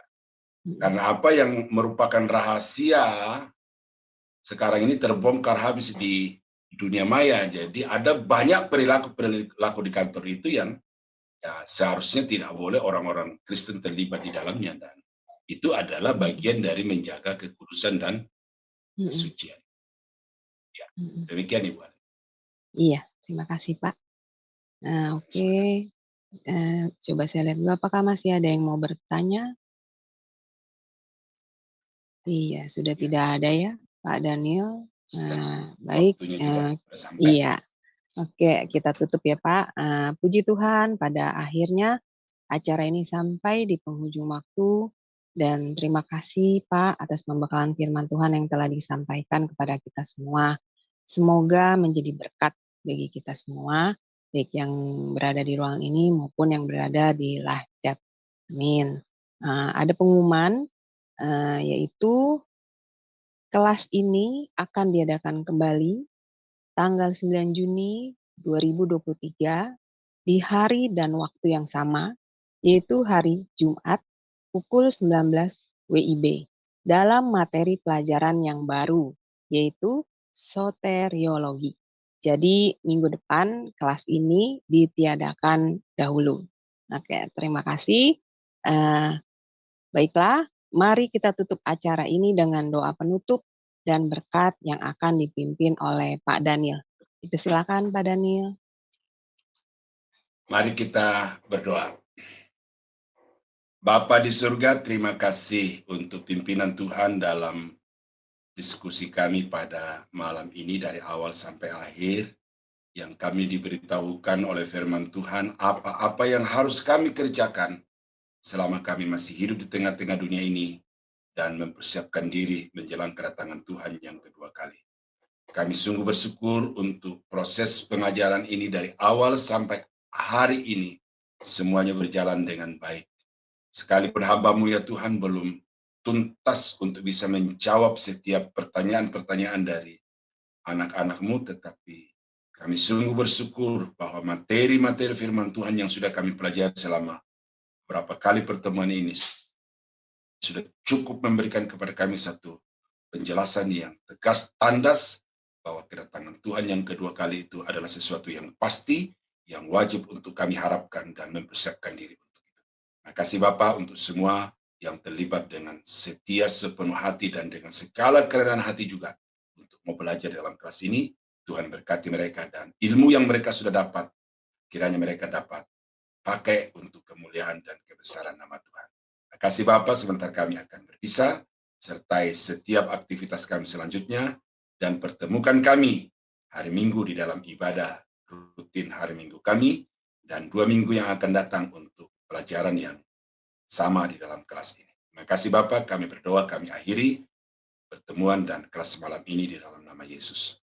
Dan saudara-saudara yang kekasih di dalam Tuhan, kiranya anugerah dari Allah Bapa di dalam surga, damai sejahtera dari Tuhan kita Yesus Kristus, serta persekutuan kuat kuasa Roh Kudus, kiranya menyertai kita sekalian dari sekarang sampai selama-lamanya. Dalam nama Yesus, kami akhiri kelas kami pada malam ini. Haleluya. Amin. Amin, puji Tuhan. Terima kasih Pak Daniel atas pelayanannya. Semoga pelayanan Bapak semakin diberkati lebih dan lebih lagi oleh Tuhan. Baik, terima kasih Bapak Ibu semua yang sudah hadir dalam ruangan ini. Selamat beristirahat. Tuhan memberkati.